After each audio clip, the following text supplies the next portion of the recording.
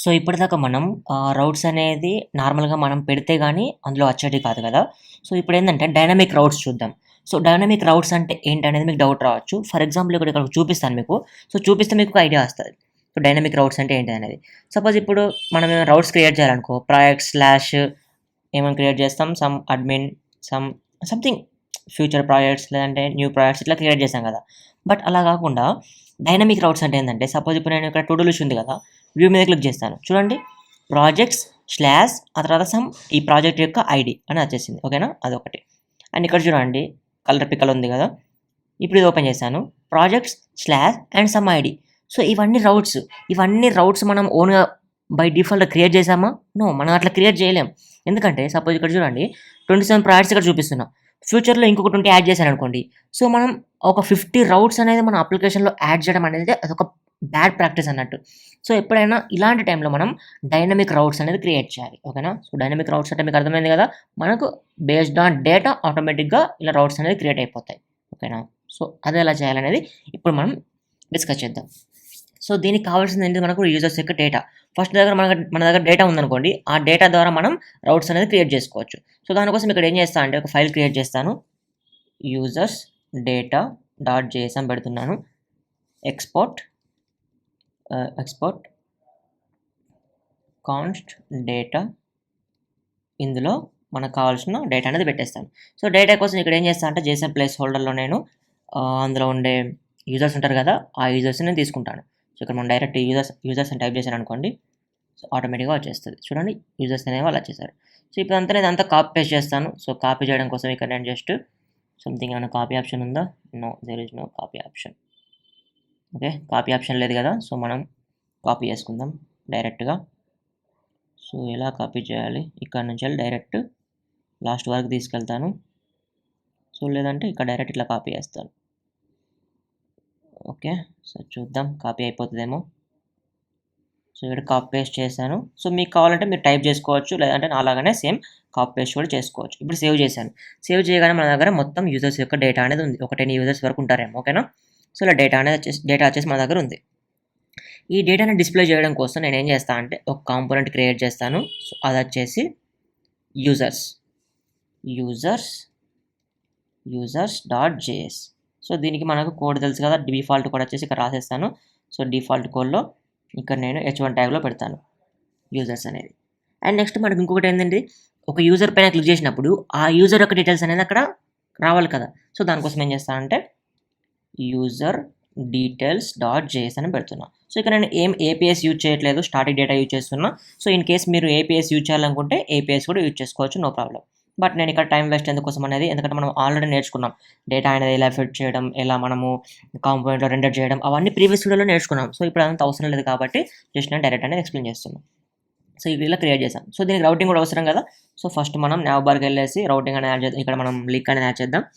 So ఇక్కడ nav link వచ్చేసి copy paste చేస్తున్నా. సో మీరు ఎప్పటికీ ఇలా యాడ్ చేసుకుంటా ప్రాక్టీస్ చేయండి. సో మీకు ఒక ఐడియా వస్తది. యూజర్స్ ఇలా పెట్టేసాను. ఓకేనా? సో ఇక్కడ యాడ్ చేశాను.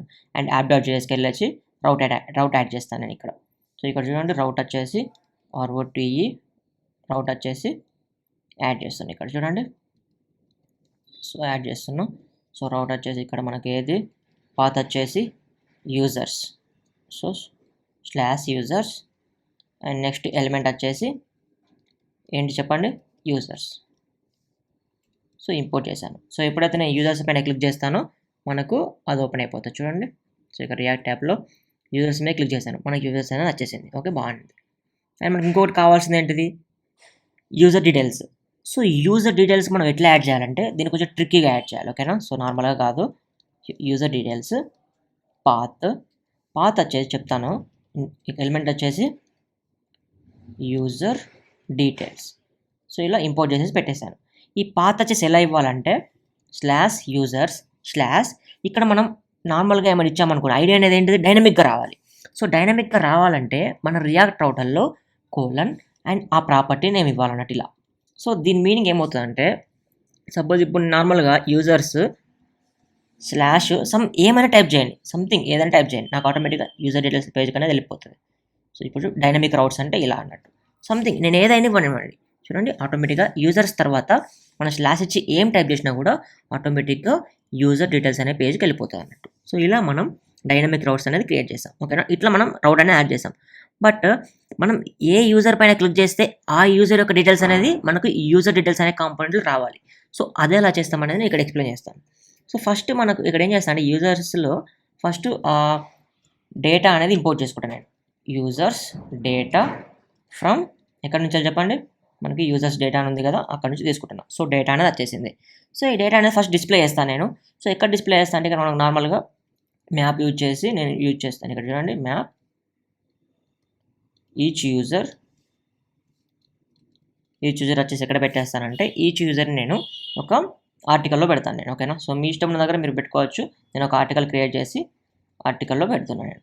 ఓకేనా, ఇలా ఆర్టికల్ పెట్టేశాను. ఈ ఆర్టికల్కి పైన ఏం చేస్తాను అంటే ఫస్ట్ ఒక లింక్ యాడ్ చేస్తాను. ఎందుకంటే మన లింక్ కాదు కావాల్సింది, క్లిక్ చేసినప్పుడు ఆ పాత్ అనేది వెళ్ళడం కోసం. సో ఫస్ట్ లింక్లో పెడతాను. సో లింక్లో పెట్టేసి ఈ లింక్లో ఆర్టికల్ అనేది పెడతాను.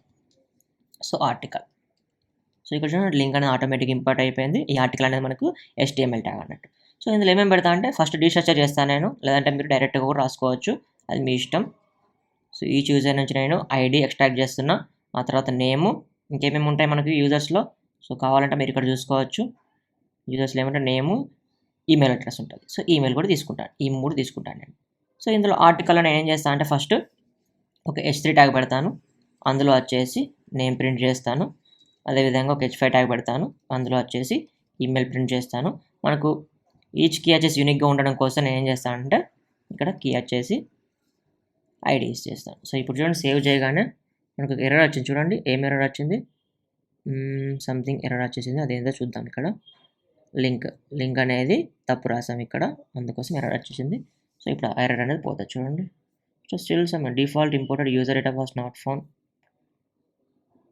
సో అదేంటి, మనం ఇక్కడ చూసినట్టయితే మనం ఏం చేసాం, డిఫాల్ట్ ఎక్స్పోర్ట్ చేయలేదు. ఇక్కడ మనం నేమ్డ్ ఎక్స్పోర్ట్ చేసాం కాబట్టి ఈ డేటా అనేది ఎక్స్పోర్ట్ డిఫాల్ట్ అని పెడతాను. చూడండి, ఎక్స్పోర్ట్ డిఫాల్ట్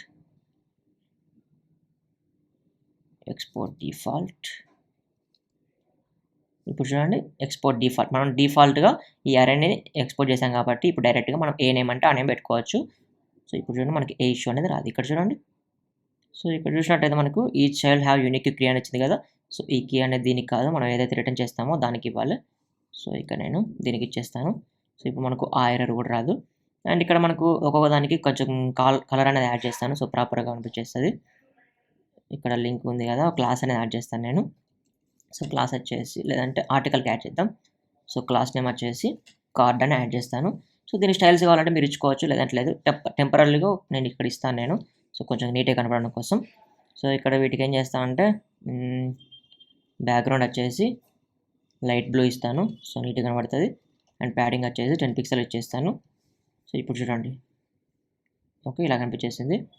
అండ్ నెక్స్ట్ వచ్చేసి దీనికి ఒక పేరెంట్ కంటైనర్ పెడతాను. సో పేరెంట్ కంటైనర్ పెట్టడం వల్ల మనకు ప్రాపర్గా కనిపిస్తాయి. సో స్టైల్స్ అనేది మీకు అవసరం లేదనుకుంటే స్కిప్ చేసేయచ్చు, బట్ నేను ఇక్కడ స్టైల్స్ అనేది కొంచెం ఇస్తాను, లేదంటే ప్రాబ్లం అవుతుంది. సో ఇక్కడ ఒక డ్యూ పెడతాను. సో ఇందులో క్లాస్ నేమ్ వచ్చేసి కార్డ్ కంటైనర్ అని పెడతాను. ఓకేనా, కార్డ్ కంటైనర్ అని పెట్టేసి ఇది తీసుకొని సేవ్ చేసేసి స్టైల్స్ అనేది ఇక్కడ యాడ్ చేస్తాను. ఒక 2 సెకండ్స్. ఈ స్టైల్స్ అనేది మనం ఆల్రెడీ ఎప్పుడో కవర్ చేసాం, మీకు తెలియకపోతే అక్కడ చూసుకోవచ్చు. గ్రిడ్ టెంప్లెట్ కాలర్స్ వచ్చేసి 1FR. అదే మనం ఎప్పుడైతే బిగ్గర్ స్క్రీన్కి వెళ్తామో media screen and min width వచ్చేసి చెప్పండి 992 పిక్సెల్ దాటితే నేను ఇక్కడ ఏం చేస్తాను అంటే కార్డ్ కంటైనర్ని గ్రిడ్ టెంప్లెట్ కాలమ్స్ వచ్చేసి 3 times 1FR పెట్టాలి. సో ఇప్పుడు చూసినట్టయితే మనకు బిగ్గర్ స్క్రీన్లో చూసినట్టయితే చూడండి, ఇప్పుడు స్క్రీన్ మనకు కొంచెం జూమ్ అవుట్ చేస్తాను. ఇప్పుడు చూడండి బాగా వచ్చేసి, గ్యాప్ కూడా మనకు కావాలి కదా. సో గ్యాప్ వచ్చేసి 1 rem. సో ఇప్పుడు చూడండి మనకు చాలా బాగా కనిపిస్తుంది. సపోజ్ ఇప్పుడు క్లిక్ చేశాను అనుకోండి, మనకి ఎక్కడికి వెళ్ళదు, ఎందుకంటే మనం లింక్ అనేది ఏమి ఇవ్వలేదు కాబట్టి. సపోజ్ లింక్ అనేది ఇవ్వాలనుకోండి, సో ఇక్కడ మన యూజర్స్లో లింక్ ఉంది కదా, ఎక్కడికి ఆ పాత్ అనేది ఇక్కడ ఇవ్వాలి. ఇక్కడ అది వచ్చేసి టెంప్లెట్ లిటరల్స్లో ఇస్తాను నేను యూజర్స్. అండ్ ఇక్కడ మనకు ఈ ఐడి వచ్చేసి డైనమిక్గా ఇవ్వాలి. సో ఇక్కడ డైనమిక్గా ఐడి ఇస్తున్నాను. సో ఇప్పుడు చూసినట్టయితే మీరు గమనించండి, ఇప్పుడు నేను రిఫ్రెష్ చేస్తున్నా. సో అంతా బాగానే ఉంది. ఇప్పుడు సపోజ్ ఫస్ట్ యూజర్ పైన క్లిక్ చేశాను అనుకోండి, user/1 యూజర్ డీటెయిల్స్ పేజ్కి వెళ్ళిపోయింది. అదే ఇప్పుడు నేను సెకండ్ యూజర్ పైన క్లిక్ చేశాను అనుకోండి, users/2 సెకండ్ యూజర్కి వెళ్ళిపోయింది అండ్ యూజర్ డీటెయిల్స్ పేజ్ కనిపిస్తుంది. సో అర్థమైంది కదా, ఇలా మనం డైనమిక్ రౌట్స్ క్రియేట్ చేసాం, బాగానే ఉంది. బట్ మనకు డేటా కూడా డిఫరెంట్గా రావాలి. అంటే ఈ యూజర్ ఐడిని ఈ యూజర్ డీటెయిల్స్లోకి తీసుకొని ఆ తర్వాత మన దగ్గర ఉన్న డేటాతోని ఆ యూజర్ డీటెయిల్స్ని ఫిట్ చేసి మనం ఇంకా యూజ్ చేసుకోవాలన్నట్టు. సో అది ఎలా యూజ్ చేయాలో చెప్తాను చూడండి. ఎక్కడైతే యూజర్ డీటెయిల్స్ అని ఉందో ఇక్కడ మనకు ఏదైతే ఐడియాస్ ఉందో ఆ ఐడియా మనం తీసుకోవాలి. సో ఎలా తీసుకోవాలంటే మనకు రియాక్ట్ రౌటర్లో ఇంకొక హూక్ ఉందన్నట్టు, ఓకేనా. సో ఆ హూక్ యూజ్ చేసుకొని చేయాలన్నట్టు. రియాక్ట్ రౌటర్ డామ్కి వెళ్ళేసి యూజ్ పారామ్స్ అనే హూక్ అనేది యూజ్ చేయాలి. సో ఇప్పుడు చూడండి, యూజ్ పారామ్స్ అంటే ఏంటిదంటే const params is equal to use params అనేది ఇక్కడ ఇన్వోక్ చేశాను అనుకోండి, కన్సోల్ లాగా చేస్తాను చూడండి ఈ పారామ్స్ని. సో మీకు ఒక ఐడియా వస్తుంది. సో ఇప్పుడు కన్సోల్లోకి వెళ్ళేసి ఇప్పుడు నేను ఇట్లా చేశాను అనుకోండి, యూజర్ ఐడి ఏమొచ్చింది 1, అర్థమవుతుందా.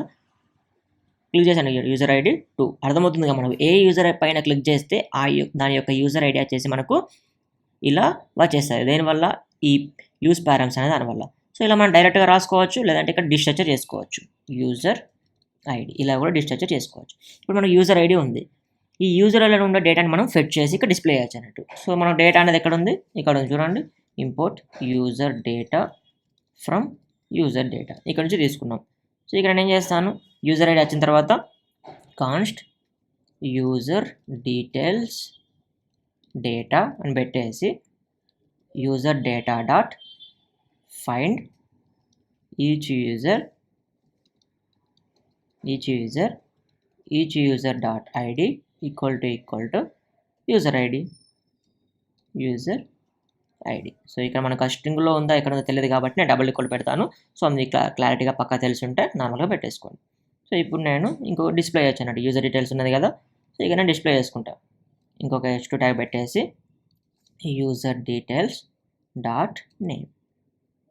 ఓకే, అదేవిధంగా ఈమెయిల్ వచ్చేసి S3లో పెడతాను, యూజర్ డీటెయిల్స్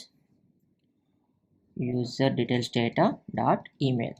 సో ఇంకేమైనా కావాలనుకోండి మీరు ఆ డేటా కూడా ప్రింట్ చేసుకోవచ్చు. ఇప్పుడు సపోజ్ యూజర్ నేమ్ కూడా కావాలనుకోండి, సో యూజర్ నేమ్ కూడా మనం ఇక్కడ నుంచి తీసుకోవచ్చు. సో ఇప్పుడు ఏం చేస్తా అంటే S3లో మళ్ళీ user details data dot user name. So ఇలా మీకు కావాల్సిన డేటా అనేది అన్నిటికీ రాసుకోవచ్చు. మీరు డిఫరెంట్ స్టైల్స్ కూడా ఇచ్చుకోవచ్చు. సపోజ్ ఇప్పుడు క్లిక్ చేశాను అనుకోండి, చూడండి యూజర్ యొక్క పేరు, ఆయన యొక్క ఈమెయిల్ అండ్ దాని యొక్క మనకు యూజర్ ఐడి కూడా వచ్చేసింది, కనిపించింది కదా మీకు. సో ఇలా మనం డైనమిక్ రౌట్స్ అనేది క్రియేట్ చేసి ఇట్లా మనం యూజ్ చేసుకోవచ్చు. సో మీకు కావాలంటే అడ్రస్ ఉంది కదా, ఈ అడ్రస్ని కూడా మనం మంచిగా యూజ్ చేసుకోవచ్చు. ఫోన్ నెంబర్ కావాలనుకోండి, సో ఫోన్ నెంబర్ కూడా పెట్టుకోవచ్చు, మన ఇష్టం. సపోజ్ ఇప్పుడు చూడండి పారాగ్రాఫ్లో ఫోన్ నెంబర్ పెడతాను, user details data dot phone, అంతే, ఫోన్ నెంబర్ కూడా వచ్చేస్తుంది. ఇప్పుడు క్లిక్ చేయగానే చూడండి ఫోన్ నెంబర్ కూడా వచ్చేసింది ఆటోమేటిక్గా, అర్థమవుతుందా. మళ్ళీ యూజర్స్కి వెళ్ళేసి మళ్ళీ ఇంకొకటి తీసుకుంటాం, అతని ఫోన్ నెంబర్ కూడా వచ్చేసింది. సో ఇలా మనం డైనమిక్ రౌట్స్ క్రియేట్ చేసి ఇట్లా యూజ్ చేసుకోవచ్చు అన్నట్టు. సో ఇందులో మీకు డౌట్ ఉందా, ఈ ఎగ్జాంపుల్ అనేది మీరు ఓన్గా ప్రాక్టీస్ చేయండి. అండ్ మీరు ఏం చేస్తారంటే, నేను డేటా అనేది స్టార్టింగ్లో ఒక ఫైల్లో క్రియేట్ చేసి యూజ్ చేశాను కదా, అలా కాకుండా మీరు JSON ప్లేస్ హోల్డర్లో ఫిట్ చేసి అట్లా యూజ్ చేయండి, ఓకేనా. సో మీకు అప్పుడు రియల్ లైఫ్లో ఎలా వర్క్ అవుతుంది అనేది మీకు అర్థమై ప్రాక్టీస్ చేసుకుంటారు అన్నట్టు, ఓకేనా. సో మీరు ఒకసారి ట్రై చేయండి, అందులో ఏమైనా డౌట్స్ ఉంటే మీకు కింద కామెంట్ సెక్షన్లో కామెంట్ చేయండి, ఓకేనా. నా వీడియోస్ కనుక మీకు నచ్చినట్టయితే సో ఆ వీడియోకి ఒక థమ్స్ అప్ ఇవ్వండి అండ్ షేర్ చేయండి. So it really motivates me. And subscribe చేయండి సో దట్ నాకు ఇంకా ఎక్కువ వీడియోస్ చేయాలనిపిస్తుంది. Thank you.